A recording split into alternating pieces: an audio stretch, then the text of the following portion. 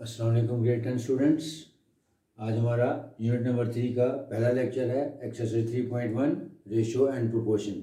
Chapter का नाम है वेरिएशंस, और वेरिएशंस का मतलब होता है जो चीज़ चेंज होती रहती है। आपने छोटी क्लासेस में पढ़ा हुआ है डायरेक्ट वेरिएशन, इनडायरेक्ट वेरिएशन का कॉन्सेप्ट लेके आए थे। अब यहाँ पे एडवांस लेवल पे वेरिएशंस का भी वही कॉन्सेप्ट है कि रेशो क्या है, प्रोपोर्शन क्या है। आपको पता है कि ratio is the comparison of two like quantities, कि एक जैसी क्वांटिटीज़ को कंपैरिजन करते हैं तो उसको हम कहते हैं ratio. And the equality of two ratios is known as proportion, के दो रेशोज की इक्वालिटी को हम प्रोपोर्शन कहते हैं। उसी कॉन्सेप्ट को लेके आगे चलेंगे।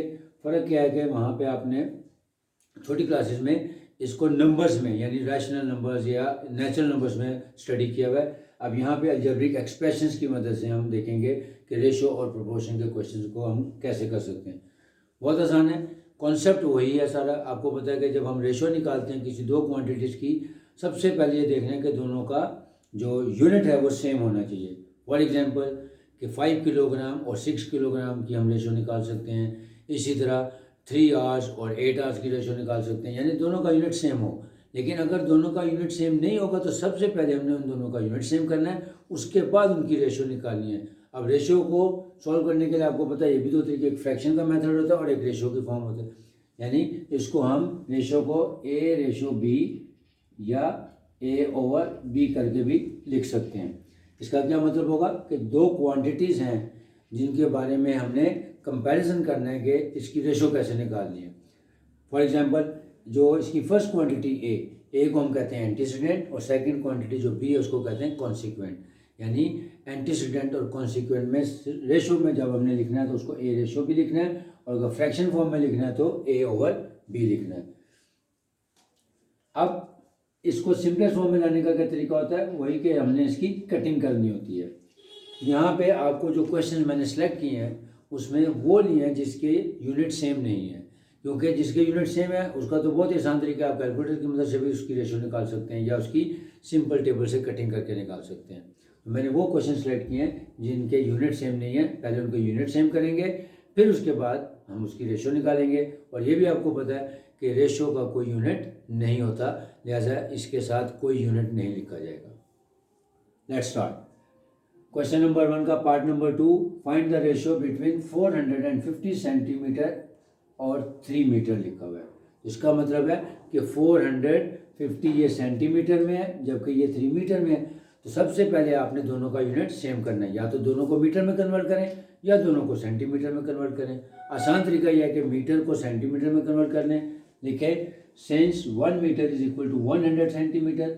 एक और बात याद रखनी है कि जब भी आपने उसको कन्वर्ट करना है तो एग्जामिनर को आपने बताना है कि जो भी कन्वर्जन रेट आप यूज़ कर रहे हैं उसको यहाँ साइड पे या राइट साइड पे या टॉप पे लिख के दिखाएं, ताकि उसको पता लगे कि आपने इसको कैसे कन्वर्ट किया। Since 1 metre is equal to 100 centimetre.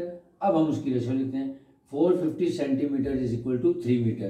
तो अब आसान है कि मीटर को सेंटीमीटर में कन्वर्ट कर लें। ये भी आपको पता है कि जब भी किसी बड़ी क्वांटिटी को स्मॉल क्वांटिटी में कन्वर्ट करना हो तो हम उसके कन्वर्जन रेट से उसको मल्टीप्लाई करते हैं, और जब हमें किसी स्मॉल क्वांटिटी को बिग क्वांटिटी में कन्वर्ट करना हो तो उसके कन्वर्जन रेट से हम उसको डिवाइड करते हैं। क्योंकि मीटर बड़ा है सेंटीमीटर छोटा है, जैसे मीटर को सेंटीमीटर में कन्वर्ट करें तो 3 मल्टीप्लाइड बाय 100 सेंटीमीटर किया।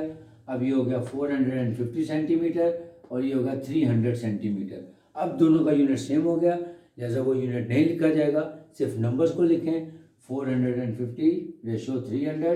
फिर उसकी चाहे मैनुअल कटिंग करें या कैलकुलेटर की मदद से करें और आंसर सिंपलेस्ट फॉर्म में लें। कैलकुलेटर से आंसर निकालने का आसान तरीका क्या है, लिखें 450 डिवाइडेड बाय 300, तो कैलकुलेटर आपको खुद ब खुद सिंपलेस्ट फॉर्म में आंसर बता देगा। उसकी रेशो आ जाएगी 3:6। अभी उसकी फर्दर मज़ीद कटिंग हो सकती है, तो 3 1 ज़ा 3 और 3 2 ज़ा 6। ये मैंने मैनुअल कटिंग के ज़रिए आपको समझाया, लेकिन आप इसमें कैलकुलेटर भी यूज़ कर सकते हैं। Part number 3, 4 kg and 2 kg and 750 grams. Again 1 kilogram में है और 1 किलोग्राम और ग्राम्स में है, ऐसा दोनों का पहले यूनिट सेम करेंगे। Since 1 kilogram is equal to 1000 gram, तो लिखेंगे 4 kilogram ratio 2 kilogram and 750 gram. यानी अगेन किलोग्राम को पहले ग्राम में कन्वर्ट कर लें, उसके कन्वर्जन रेट से उसको मल्टीप्लाई कर दें। तो 4 किलोग्राम की हो जाएगा 4 multiplied by 1000 gram, ratio 2 kilogram का मतलब हो गया 2 मल्टीप्लाइड बाई 1000 ग्राम प्लस 750 ग्राम। क्योंकि ये पहले ही ग्राम्स में था, लिहाजा इसको हम कन्वर्ट नहीं करेंगे, इसको उसमें ऐड कर देंगे। अभी आ गया 4000 ग्राम, रेशो 2000 प्लस 750 तो हो गया 2750 ग्राम्स। अब देखें दोनों का यूनिट सेम हो गया, अब उस यूनिट को लिखा नहीं जाएगा, ग्राम ग्राम से कैंसिल हो जाएगा। अब लिखेंगे 4000 रेशो 2750। अब आप इसको मैनुअल कटिंग भी कर सकते हैं, यहाँ मैंने कैलकुलेटर यूज़ किया ताकि आपको समझ आ जाए। लिखा 4000 डिवाइडेड बाई 2750, तो कैलकुलेटर ने सिंपलेस्ट फॉर्म में आंसर दिया 16:11। Next part number 4, 27 minutes 30 seconds and 1 hour की रेशो फाइंड करनी है। तो लिखेंगे 27 मिनट्स 30 सेकेंड्स रेशो 1 आवर। अब आपको ये भी पता है कि 1 minute is equal to 60 seconds and 1 hour is equal to 3600 seconds होता है। ये आपको मैं कई मरतबा टाइम एंड अगेन बता चुका हूँ डिफरेंट लेक्चर्स में भी कि 1 hour is always equal to 3600 seconds. तो इसका क्या मतलब है, इसको भी कन्वर्ट कर लें। 27 मिनट है, इसको सेकंड में कन्वर्ट किया तो 27 मल्टीप्लाइड बाय 60 सेकेंड्स, क्योंकि 1 minute is equal to 60 second plus 30 second वैसे ही आ गया। 1 आवर यानी 1 मल्टीप्लाइड बाय 3600 सेकेंड्स। अब कैलकुलेटर की मदद से इसको सिंप्लीफाई किया, 27 into 60 plus 30 is equal to 1650 seconds और 1 इंटू 3600 मीन्स 3600 सेकेंड। अब दोनों का यूनिट सेम हो गया, लिहाजा नेक्स्ट स्टेज पे यूनिट अब नहीं लिखा जाएगा, सिर्फ नंबर्स लिखे जाएंगे।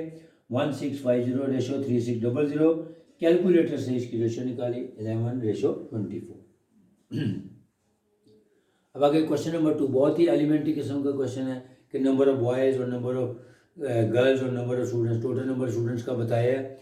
अगर बताया है कि जिसमें इतने बॉयज़ हैं तो ऑब्वियसली बाकी गर्ल्स होंगी, तो वहाँ से आपको तीनों क्वांटिटीज मिल जाएंगी और रेशो आप आसानी से निकाल सकते हैं। अब आते हैं हम question number 3, very important question.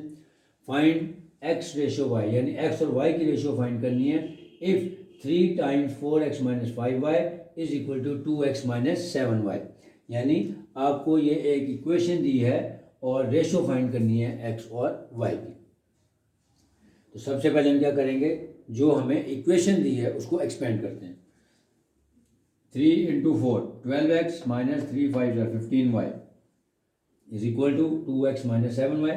अब यहाँ से गधे घोड़े अलग कर लें, यानी वेरिएबल्स एक तरफ कर लें और कॉन्स्टेंट एक तरफ कर लें, या एक जैसी टर्म्स को अलग अलग कर लें, x एक तरफ कर दें और एक तरफ y कर दें। तो 12x ये इधर से 2x इधर जब आकर ट्रांसफर होगा तो ये माइनस 2x हो जाएगा। इसी तरह माइनस 7y पहले उधर था, अब प्लस माइनस 15y जब उधर गया तो वो प्लस 15y हो गया। तो 12 minus 2x is equal to 10x and 15 minus 7y is equal to 8y। अब यहाँ पे आके आपने ज़रा गौर से देखना है कि हमें रेशो फाइंड करनी है x रेशो y, यानी we are going to find x ratio y not y ratio x। Ratio में सबसे इंपॉर्टेंट चीज़ होती है कि हमेशा एंटीसीडेंट पहले आएगा, कॉन्सिक्वेंट बाद में आएगा। और अगर आप उसको फ्रैक्शन फॉर्म में लिख रहे हैं तो एंटीसीडेंट हमेशा ऊपर होगा और कॉन्सिक्वेंट हमेशा नीचे होगा।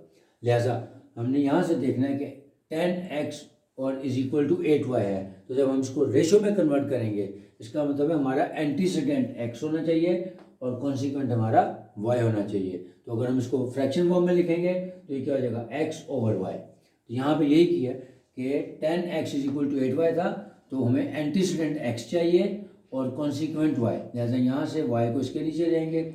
इसी तरह यहाँ पे 8 हमारा ऊपर आ गया था और इधर से 10 जब गया तो मल्टीप्लाई तो जाके डिवाइड हो जाएगा और ये बन जाएगी x over y is equal to 8 over 10। अब इससे 2 के टेबल से कटिंग कर दी, 2 4 8 2 5 8।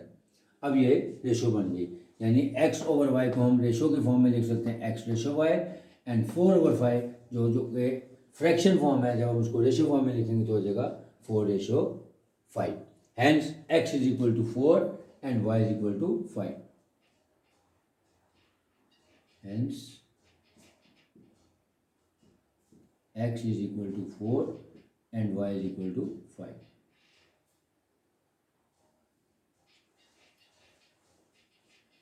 Next, question number 4, find P if 2P plus 5 ratio 3P plus 4 is equal to 3:4। Again statement form में लिखा हुआ था कि P की वैल्यू फाइंड करनी है if 2P plus 5 and 3P plus 4 ratio is equal to 3:4। वहाँ स्टेटमेंट में लिखा था, उसको मैंने इक्वेशन की फॉर्म में लिख लिया। तो 2P plus 5 ratio 3P plus 4 is equal to 3:4।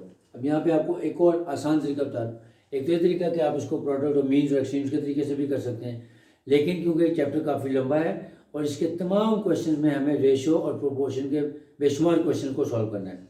आपने याद रखना है कि जब भी प्रोपोर्शन आ जाएगा यानी इक्वलिटी आ जाएगी बीच में, हमेशा उसको फ्रैक्शन फॉर्म में, रेशो को पहले फ्रैक्शन फॉर्म में लिखें और फिर क्रॉस प्रोडक्ट के रूल के तहत करेंगे तो कभी सवाल गलत नहीं होगा, हमेशा आपके कंट्रोल में रहेगा।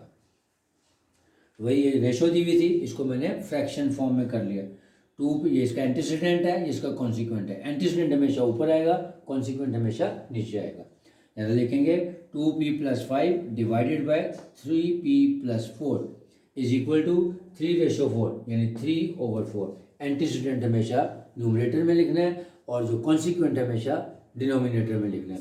यानी फर्स्ट टर्म हमेशा ऊपर आएगी, सेकंड टर्म हमेशा नीचे आएगी। अब यहाँ से क्रॉस प्रोडक्ट कर लें। 4 2s are 8P plus 4 5s are 20, फिर 3 3s are 9P plus 3 4s are 12। अब अगेन गधे घोड़े ज़्यादा करने, यानी वेरिएबल एक तरफ और कांस्टेंट एक तरफ। एक्स या वेरिएबल हमेशा लेफ्ट पे लाएं और कांस्टेंट हमेशा राइट पे रखें। 8P ये 9P इधर आके -9P हो गया इज इक्वल टू 12 पहले वहाँ था, इधर से 20 उधर गया तो उसका साइन चेंज हो गया, -20 हो गया। 8P minus 9P is equal to 12 minus 20 यानी -P इज इक्वल टू -8। अब दोनों साइड पे माइनस है, वो कैंसिल हो जाता है, hence P is equal to 8। Next question number 6 और 7। क्वेश्चन नंबर 6 और 7 और 8 तकरीबन एक ही जैसे हैं, उनमें से एक सवाल मैंने सेलेक्ट किया, क्वेश्चन नंबर 7। क्वेश्चन नंबर 7 में क्या लिखा हुआ है, कह रहे हैं कि दो नंबर ऐसे हैं जो 5 और 8 की ratio, if the two numbers are given are in the 5:8 ratio, यानी the ratio between two given number is 5:8। If we add 9 to both of them, यानी जो नंबर हैं उनकी रेशो गिवन रेशो क्या है वो 5 और 8 की है। अगर हम दोनों में यानी 5 में भी और 8 में भी 9 को ऐड कर दें तो नई रेशो बनेगी, वो क्या बन जाएगी 8:11। तो इसका मतलब है, और जो दूसरा क्वेश्चन है इसमें और एग्जांपल दी हैं, आपने उसमें इसी तरह करना है कि जो गिवन रेशो है उसके साथ आपने एक्स सेलेक्ट कर लेना है।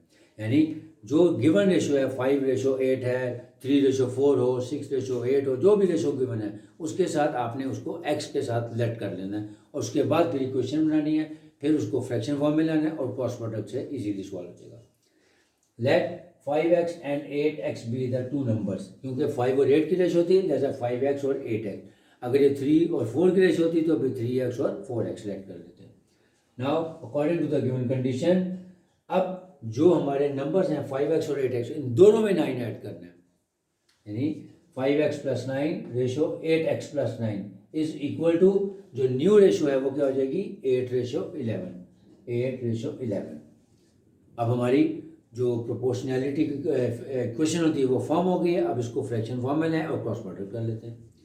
5x + 9 over 8x + 9 is equal to 8/11। यहाँ से क्रॉस प्रोडक्ट की, 11 5s are 55x plus 11 9s are 99, फिर 8 8s are 64x plus 8 9s are 72। अब अगेन वेरिएबल एक तरफ कर लें और कांस्टेंट एक तरफ कर लें। 55x पहले इधर था, इधर से 64x आया तो -64x हो गया।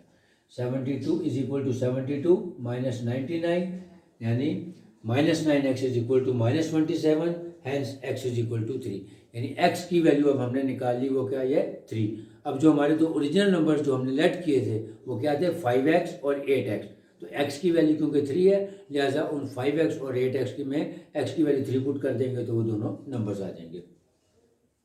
Hence 5x is equal to 5 multiplied by 3 यानी 15 and 8x is equal to 8 multiplied by 3 यानी 24। इसका क्या मतलब हुआ कि 15 एंड 24 दो ऐसे नंबर हैं जिनकी पहले जो रेशो थी वो थी 5:8। जब हम उन दोनों में 9 को ऐड कर देंगे तो जो नई रेशो बनेगी वो 8 और 11 की रेशो बनेगी। Question number 8। अब क्वेश्चन नंबर 8 में क्या है कि find the cost of 8 kilogram mangoes if the cost of 5 kilogram mangoes is ₹250।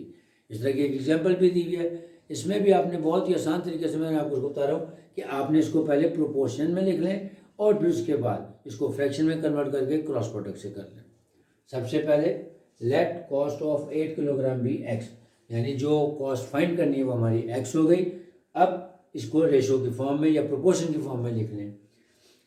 5 kilogram ratio 8 kilogram, proportion ₹250 and ₹x। इसका क्या मतलब हो गया, क्योंकि कंपैरिजन करना है तो दोनों जो एक जैसी क्वांटिटी है वो एक ही तरफ रख दी, यानी लेफ्ट हैंड साइड पे मैंने किलोग्राम और किलोग्राम, क्योंकि कंपैरिजन है, रेशो है तो एक जैसी होनी चाहिए।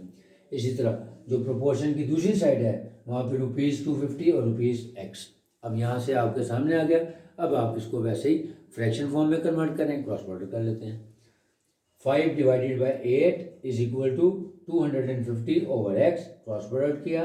5x is equal to 8 multiplied by 250, hence 5x is equal to 2000, so x is equal to 2000 over 5 which is equal to 400।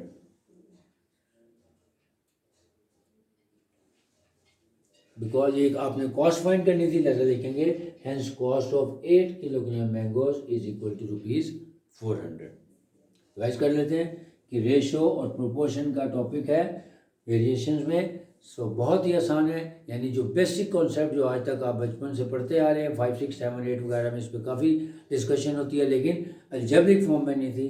बाकी और क्वेश्चन भी ज़रा थोड़े से डिफरेंट हैं कि इसमें यूनिट डिफरेंट होगा तो पहले आपने यूनिट सेम कर लेना है और उसके बाद उसको चाहे कटिंग करके कर दें या रेशो की फॉर्म में लिख दें या फ्रैक्शन की फॉर्म में लिख दें, सिंपलेस्ट फॉर्म में आंसर लाना है।